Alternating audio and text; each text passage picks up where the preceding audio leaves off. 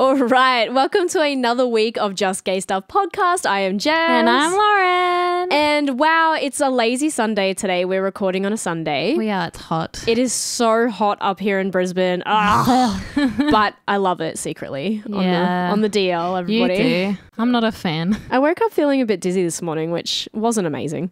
But anyway, we are going to lift the mood and lighten everyone's Wednesday or Monday night or whenever you're listening to this episode. Yeah. Because we have another installment of Worst First Dates. Dun, dun, dun. It's honestly, I don't know about everybody else, but it's honestly one of my favorite episodes that we Same. record. I think it's one of my favorite episodes that we record too. It honestly feels like a gossip session when you catch up with an old friend and suddenly they have all this stuff to tell you. And tea. I always feel like it's such a good time, and listening to someone else's trauma is kind of therapeutic. It is a little bit. It's like they get to share their experiences with us and we get to share it with everyone else. Yeah, that's true.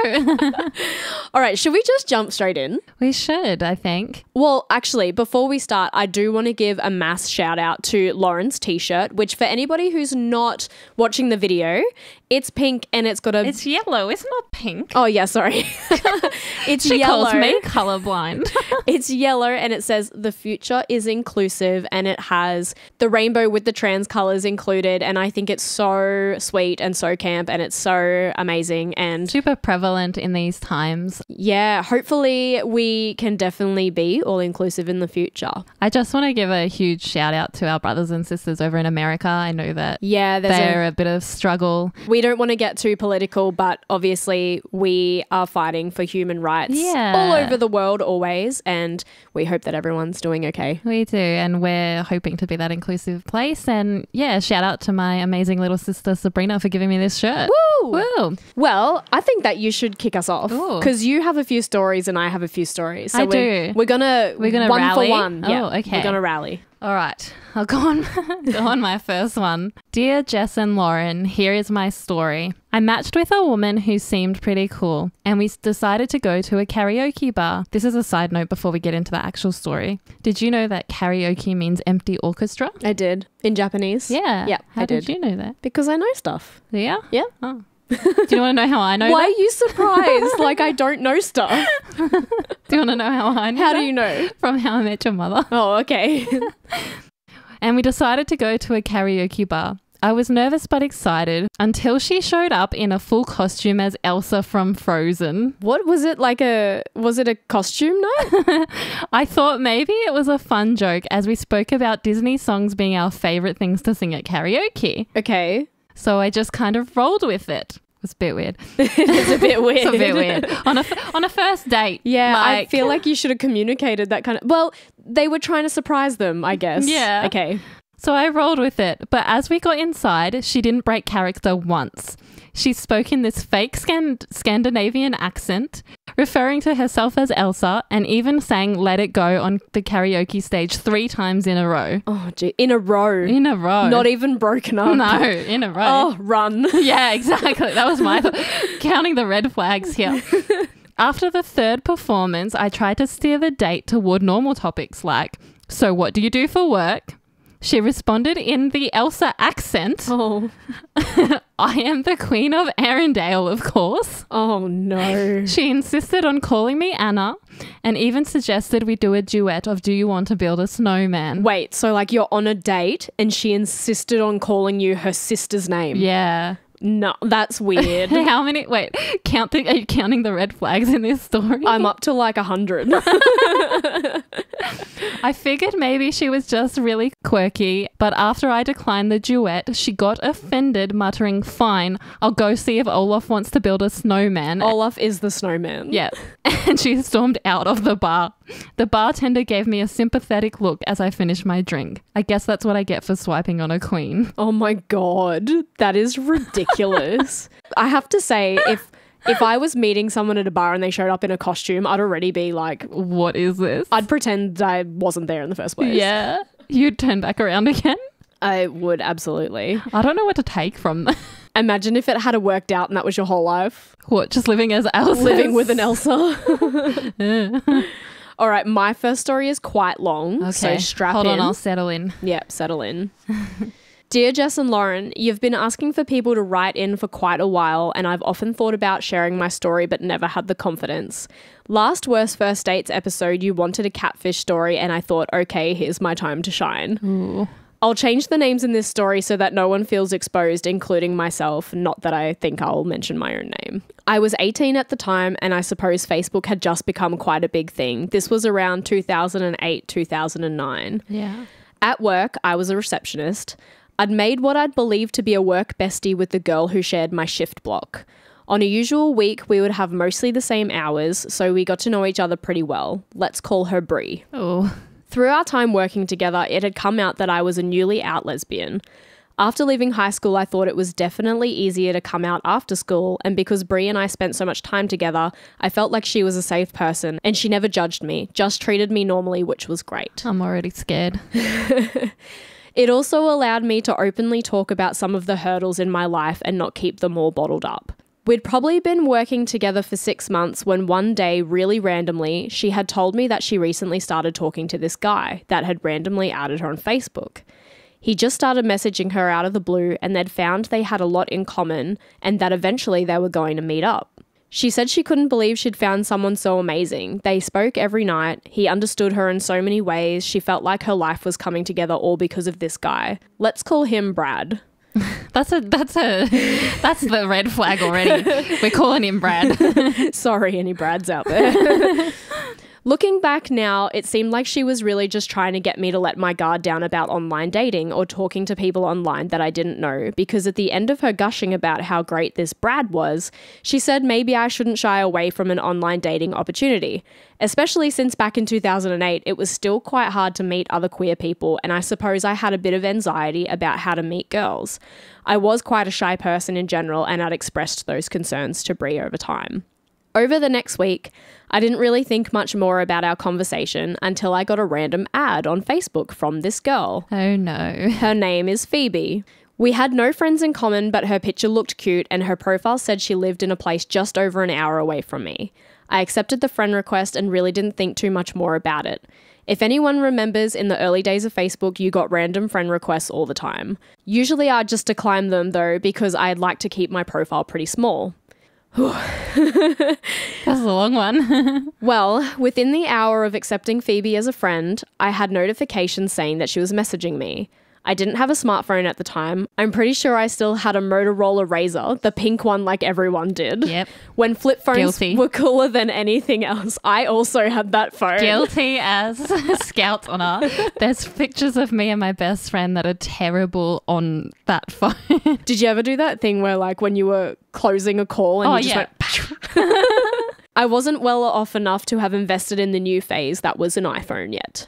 This meant that all my chatting was done when I logged onto the computer of an evening after work. Phoebe and I quickly struck up a great friendship. Talking to her felt like I'd known her in some sort of lifetime before. Looking back also, now I feel like that's a common thing when you meet someone that you like and have a lot in common with. I'm like, I feel like I've known you for lifetimes before.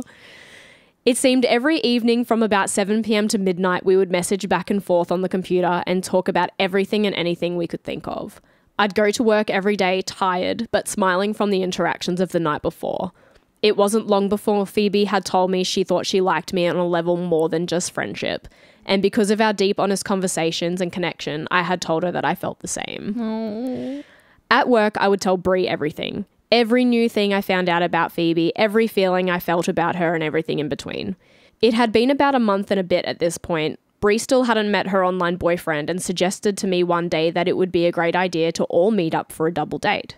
I'm scared. I actually thought this was a great idea. Safety in numbers, and especially when meeting people for the very first time from online romance, I thought it would be comforting to have backup. That's fair. true. And in a public space. Yeah, public space, not someone's house. Yeah. We see this all the time, and I have another one where it's like someone goes to someone's house, not on a first date. Yeah. I agreed with Brie and she said to set it up with Phoebe and she'll also set up her side. We were trying for the coming Saturday and we were going to meet at one of the bars in the city. Let me also just preface that I didn't have Phoebe's mobile number. We only ever messaged on Facebook, and to be honest, it wasn't until trying to meet on the first day that it would cross my mind that that would have been a good idea. Oh no. I know, stupid, but rose-coloured glasses and all that. So Saturday rolled around. Phoebe had agreed to meet Bree, myself, and Brad for a double date in the city. I had driven to Bree's, picked her up, and made our way to the bar. When we walked in, I was so nervous. I felt like all my insides were going to try and escape through my mouth. I could feel my heart beating in my organs with so much anxiety, I almost thought I was going to die. We looked around but couldn't see anyone that matched either date's description. Bree suggested we get a table near the door so we had a good view to see either person walk in and we could wave them down. Yeah, that was a good idea. Smart. Yeah. Except an hour went by and neither person showed up. Oh no. Oh no. I've seen way too many Catfish episodes to know where this is going. Bree had apparently texted Brad to ask where he was multiple times with no response and said I should message Phoebe too, except that I didn't have her number. Oh. Yep, again, stupid. I had no way to contact the person I was trying to meet. I kind of had this pit in my stomach. Had something bad happened or had I been stood up? I didn't really know. I was hoping it wasn't either, but one had to be true. Bree at this point didn't really seem to care at all about the absence of our dates and was really focusing on me and having a good time. She bought us a round of drinks, but I was careful not to drink too much because I'd driven us there. Smart. Trying not to give in to the shitty feeling and have a good time with Bree, I bought us another round and then cut myself off because I was designated driver. Bree just went for it. We were having somewhat of a good time. Bree was having a way better time than me. At one point, she must have seen that I was upset. She'd had a fair bit to drink by this point and was trying really hard to lift my spirits. She started to gently caress my hand and said, "You know, I think you're so amazing." And my first thought was, she's just trying to be nice, given that I'd literally just been stood up. I said in response to her, "Thank you, but aren't you upset that your date didn't show up? I thought that you'd be sad." Her drunken response, "Do you want to know a secret? I'm Phoebe." I knew it. You knew it. I knew it. I thought she was joking. I slapped her lightly on the shoulder and told her to stop playing around when she drunkenly started reciting a story I had told only Phoebe and never told Bree. I thought I'd been hit by a brick. It was true. It was her. I couldn't believe it. Why did she do this? Her response when I asked was, she's always been curious about being with a girl and I was the only lesbian she knew, but didn't know if I would like her like that. So she thought if she was someone else and made me like her, then a night out like this could be our first date. That's terrible. Don't do that. I was furious. I felt so betrayed. I'd told her things I'd never would have told her as Bree. It suddenly rushed through my head that this whole time after work I was telling Bree all my deepest thoughts and secrets and flirting with her and then going to work the next day and sitting next to her. And then telling her all the things she's already told her anyways. Literally. My life was not the same. I wasn't a shit friend though. I dropped Bree home as to not leave her in the city even though the car ride back to her house was silent. Yeah, well, awkward as She apologized when I dropped her off and in her drunken slumber tried to reiterate that she'd had this crush on me but didn't want to make things weird at work if I didn't like her back. Well, she completely messed that up, didn't she? I went back to my job on the Monday completely prepared to face her and have a talk, but she never showed. Apparently she had resigned. What? I felt bad. I don't know why. Probably because even though she had done the wrong thing and lied to me, I didn't want her to feel like her life had to implode. I tried to reach out, but to this day, never heard from her since. Wow. From this point, I never trusted anyone online again, and my current partner I met in person through a mutual friend. Hope my story was good for your podcast. Thanks in advance if you read it. That was a lot of information. Do you know, I think it's worse when you get catfished by someone you know. It is. It's what they said. It's such a betrayal. Yeah, and I think also just have conversations. Yeah, like certain things could definitely be avoided. And it's that thing of, oh, I don't know if you'll like me. It's, well, you're already friends. Go from there. Yeah, just have that conversation. Also, do you think that person resigned out of embarrassment? Yeah, totally. Yeah. Totally. Or maybe she just couldn't stand to face this person, like, now that the cat was out of the bag. See what you did there. All right. It's my turn. Yeah. Okay. Funny thing, as we half mentioned before, don't go to a person's house on a first date. Oh, is this one of those? This person didn't listen to that rule. I mean, there's a few rules about, well, it's not even online dating. You can meet someone anywhere. Don't bring them back to your house on a first date. No. Like, didn't people get taught stranger danger? Yeah, I don't know. Was it a safety house? Well. Wait, did you have safety houses in Melbourne? Like, yeah. Like the little thing that was on someone's letterbox? Oh. No? No, I don't know what you're talking about. So like in primary school in Queensland, you had this thing called safety house and people could register to be a safety house. So then if someone weird was following you home if you were a kid, you could run to that house if it had a safety house sticker on it. No idea. We probably did, but... You didn't know about it. No. Now, though, knowing how much you know about the world, that's probably still problematic because anyone could pose as a safe person. Yeah, exactly. That's what I'm like, what? How does that happen? All right, my turn. Dear Jess and Lauren, I was a bit nervous to write in at first as I didn't know if my story was good enough.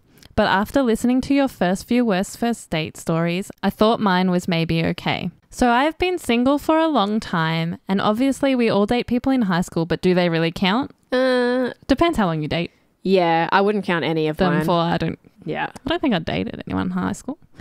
I dated after high school. Well, then that doesn't count because you didn't date anyone. No. Now in my late 20s, I decided to do what everyone my age does and get on the apps. Oh, yeah, get on the apps. Get on the app. Well, that's how you and I met. I know. And that's a really positive story, but I know not everybody has those. Yeah.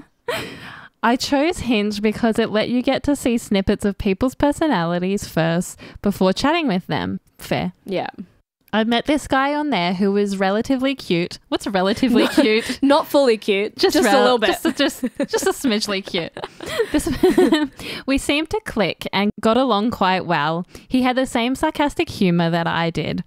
I wasn't really looking for anything serious. I just kind of wanted to get my feet wet again, if you know what I mean. And maybe something else. Yeah. I think that's what was implied with the, if you know what I mean. We decided we were going to meet up at his house. Again. Terrible. As he was going to cook me dinner. Sounded romantic at the time. A man cooking dinner with candlelight and wine. Boy, was I wrong. Ooh.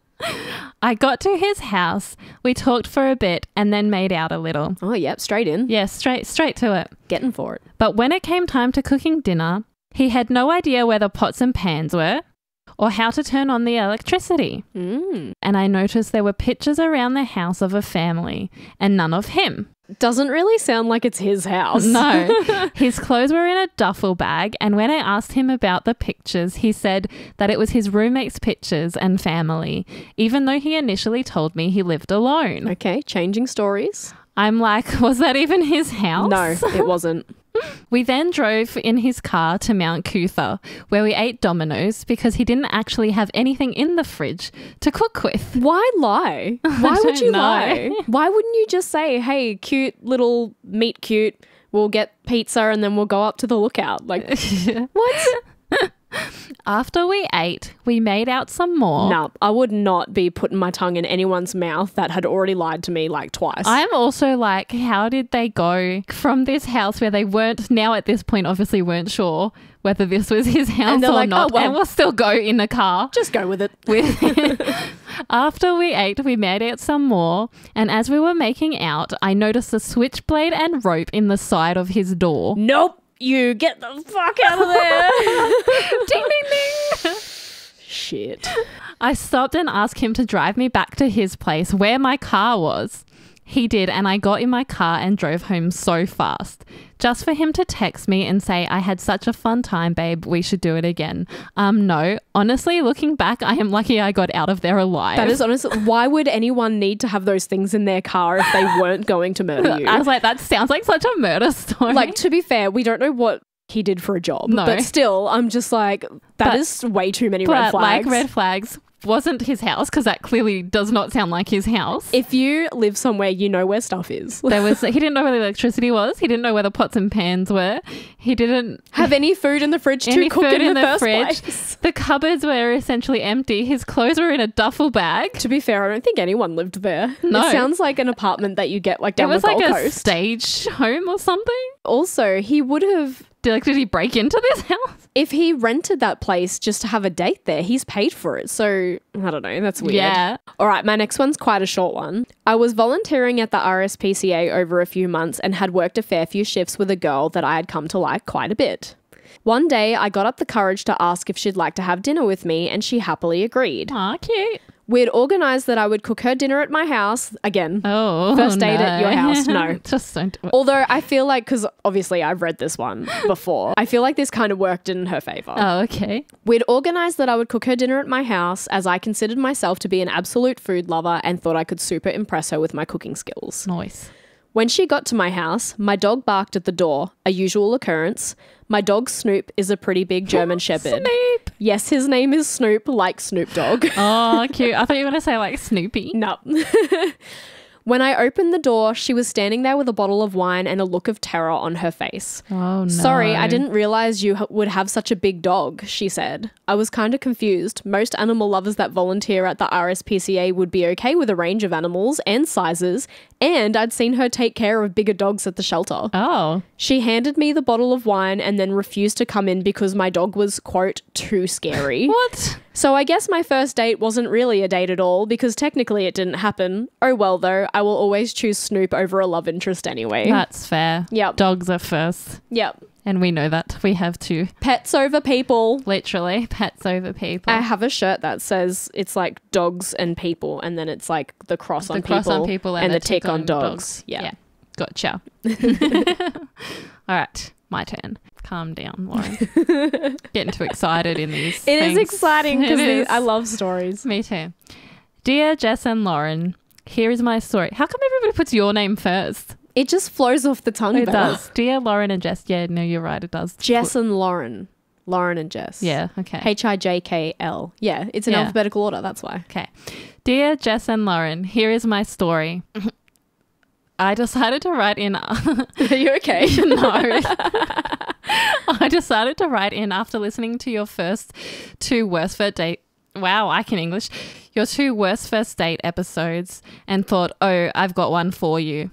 So let's rewind to about 2 years ago. I was living in a small town, fresh out of a messy breakup and very much in the mood for a distraction and something new. Fair, we've all been there. Mm-hmm. Naturally, I dove into the dating apps. It's always the apps. Yeah, we've all been there. If it wasn't the apps, it was MySpace. Yep. I met some people on MySpace. Did you ever have Bebo? No, I never jumped on the Bebo train. IMVU. I met some really good friends on MySpace, actually. Yeah. Anyways, back to the dating apps. Yeah. And that's when I matched with a gorgeous guy named Alex.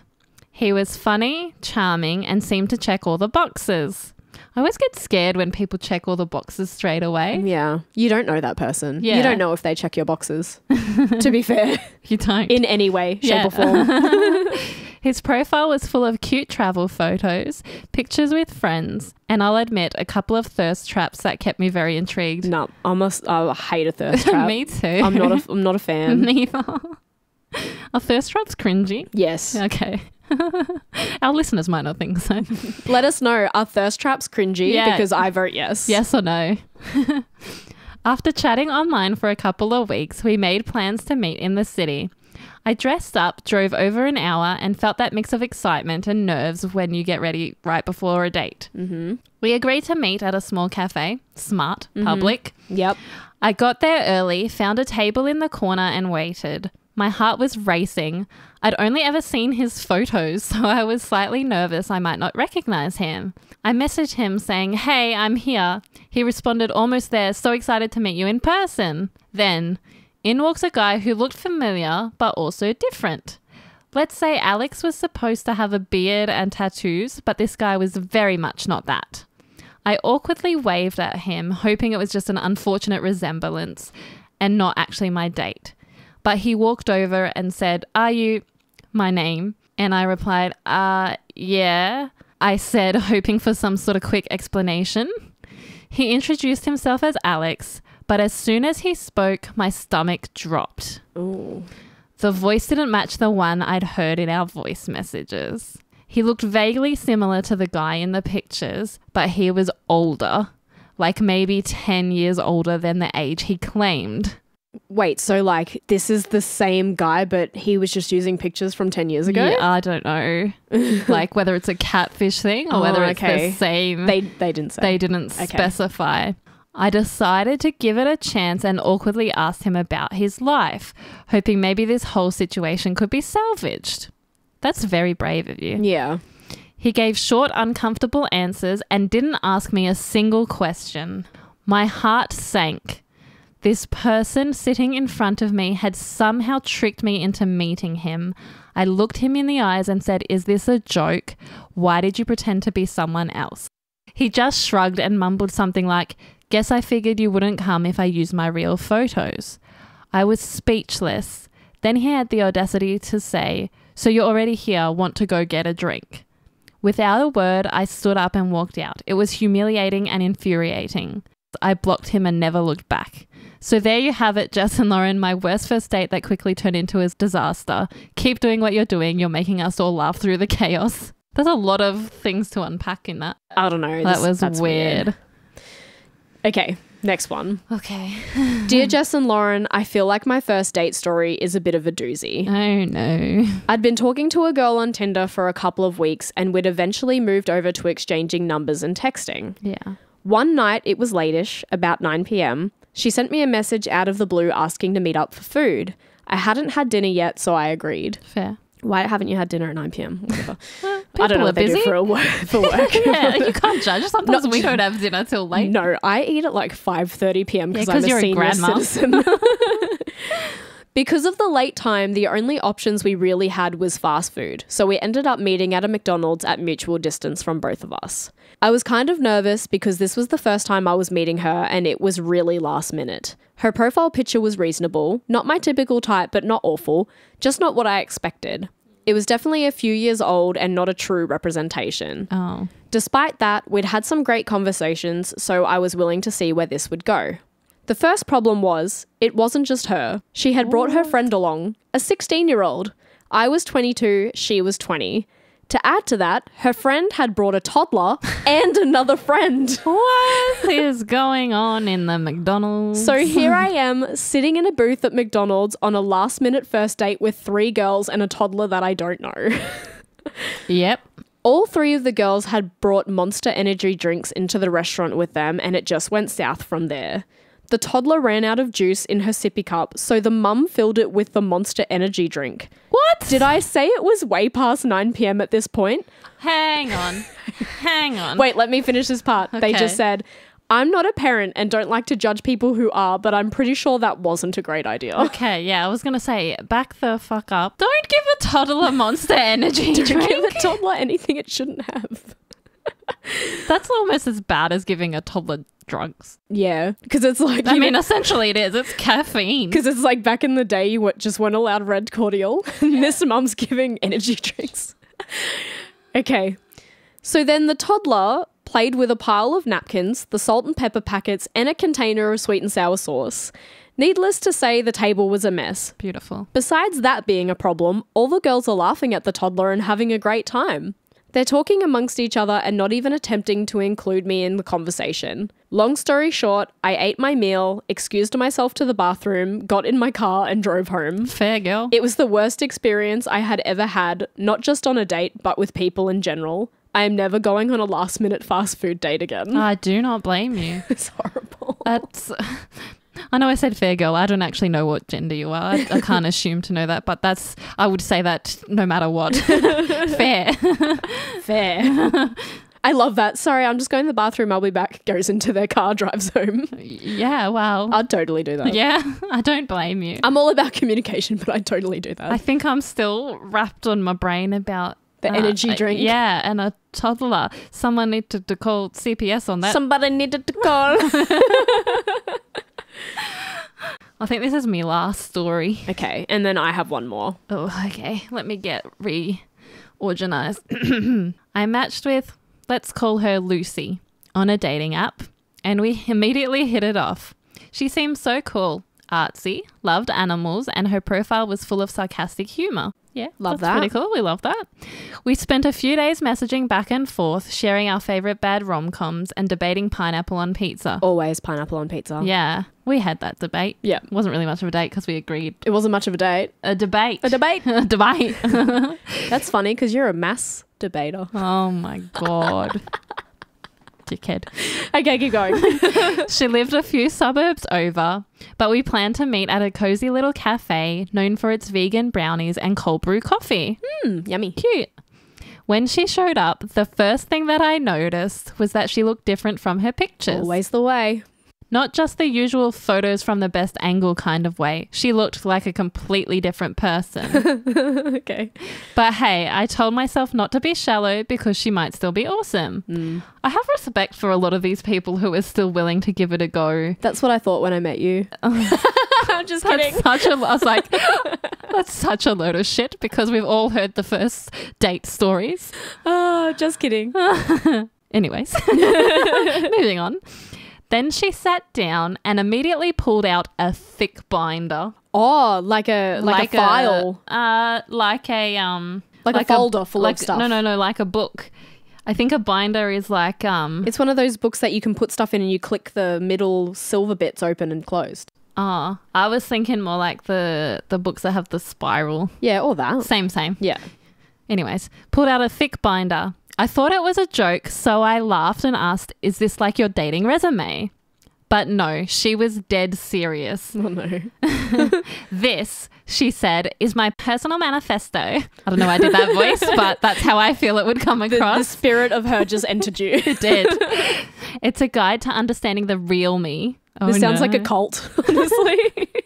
She then proceeded to read aloud from it, including her dating requirements, which she covered everything from height. Yep. Must be exactly 5'6" or shorter. We laugh at this, but have you seen how many people online have complained about, and mostly men, have complained about that on women's dating profiles they put, you must be over 6 foot? Yeah. There's like all those things now. I'm just like, just like someone for them. For them, yeah. From height must be exactly 5'6" or shorter, to a list of approved hobbies. Oh, I'd be out because I bet you gaming's not in her approved hobby list. Probably not. About 15 minutes in, she looked me straight in the eyes and said, "By the way, I don't believe in pets or children." She's a serial killer. Run. So if you ever want a dog or kids, this isn't going to work.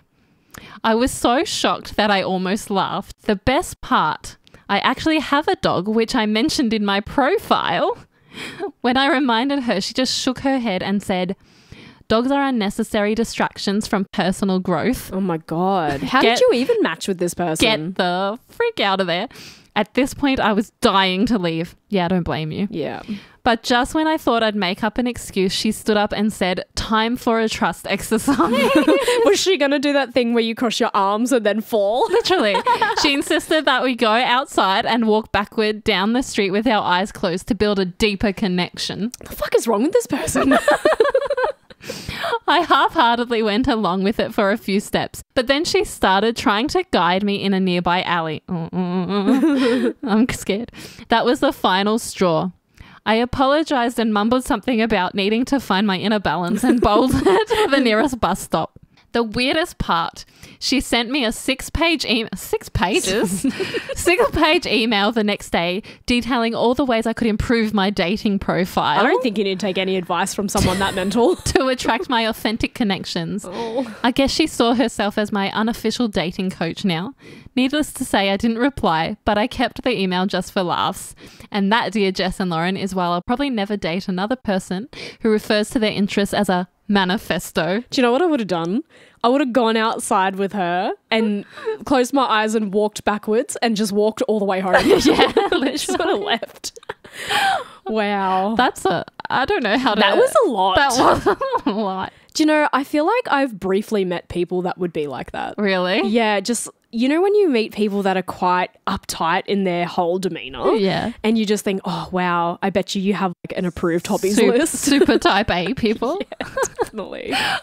My favourite part is that I can't believe you were willing to keep going outside and do the trust exercise. I'm surprised that they got to the first date because I feel like that person definitely trapped that person into a first date. Yeah. They said that they connected and then suddenly it was like all these things. Anyway. Yeah.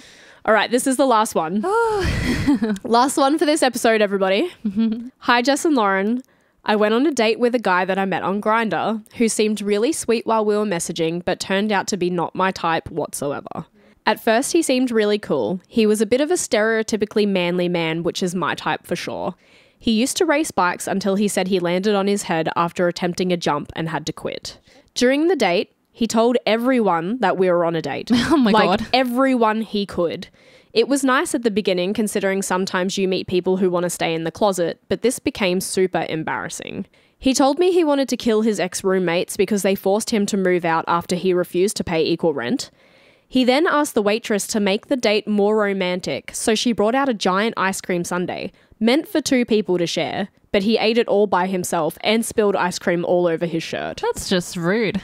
He kept asking me if I was a gold digger and if I made enough of my own money because he makes tons of money and needs to protect himself and isn't a sugar daddy. This is like a person who doesn't make money and projects. Yeah, this is like fake. Yeah, that's exactly what I thought. He then demanded separate bills, which is no big deal. But when we went to pay, all 4 of his credit cards were declined, so asked if I didn't mind paying and he would get it next time. Yeah, of course he did. Not that there would ever be a next time. Mm-hmm. When we went to leave, he told everyone that the date went amazing and gave me stickers to his business as a thank you for paying, since his credit cards must have some kind of error. I didn't use apps to date for a long time after that. That person was just after a free date, and that person did not have money no matter how rich they said they were. That person is what we define as a fantasist. Yeah. They fantasize all these wonderful things about themselves and none of it is actually true. Dun dun. Dun dun. That was a fun Worst First Dates Volume 4. I love these stories. If anybody has some worst first dates, please write in justgaystuffpodcast@gmail.com. It's honestly so much fun. It is. These are my favorite episodes. We do get a good kick out of it. It's fun. It's fun. Well, I suppose we hope that we've brightened your day. Yeah. And that you have a fabulous day, Whatever night, day, week, morning, time, whatever you're doing. And I suppose you better remember to stay gay, motherfuckers. I'm talking about, you're talking about, we're talking about just gay stuff. Thanks for joining us on another episode of Just Gay Stuff. Make sure to follow us at Just Gay Stuff Podcast on all your socials and write to us with your stories at justgaystuffpodcast@gmail.com.